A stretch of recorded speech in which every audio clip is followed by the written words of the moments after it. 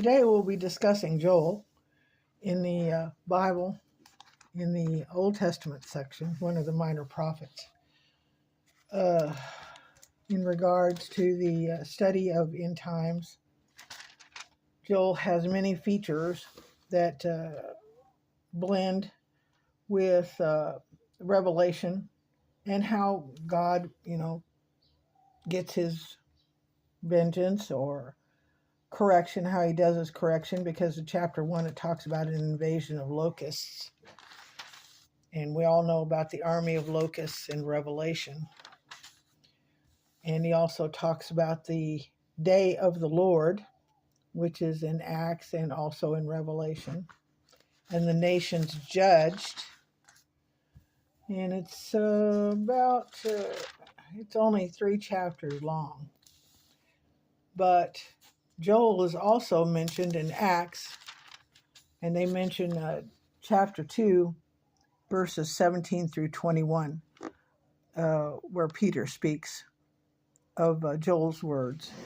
And it says, "In the last days, God says, I will pour out my spirit on all people. Your sons and daughters will prophesy. Your young men will see visions.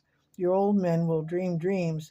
And even on my servants, both men and women, I will pour out my spirit in those days, and they will prophesy. And I will show wonders in the heavens above and signs on the earth below, blood and fire and billows of smoke.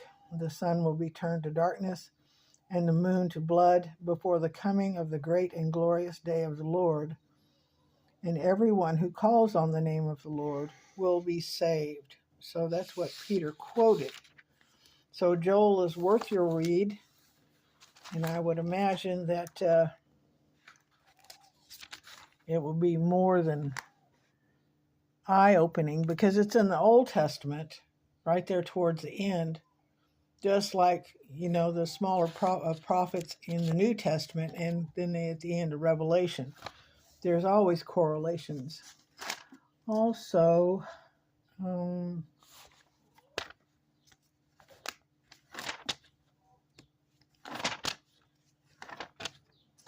I think, is it Isaiah? Yeah, Isaiah.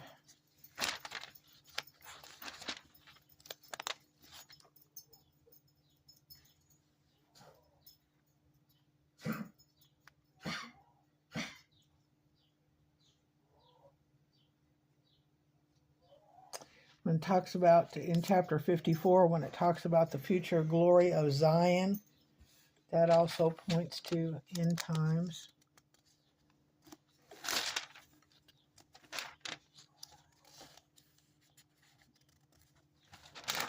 And it seems to me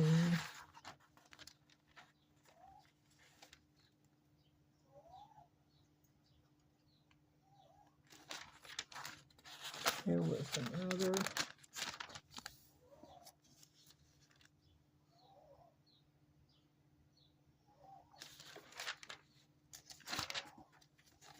Hold on just a second.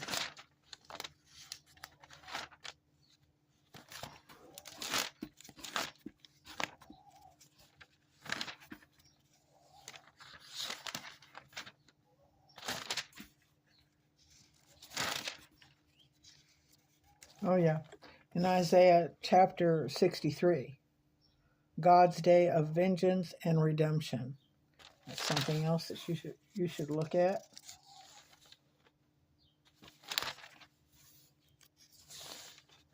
And then chapter 65, judgment and salvation. And it goes through the new heavens and the new earth. And then 66 is judgment and hope. And whatever he spoke of hope to the Israelites, he speaks of hope to us. And at the end of chapter 66, it says in verse 22, "As the new heavens and the new earth that I will make endure before me, declares the Lord, so will your name and descendants endure. From one new moon to another, and from one Sabbath to another, all mankind will come and bow down before me, says the Lord.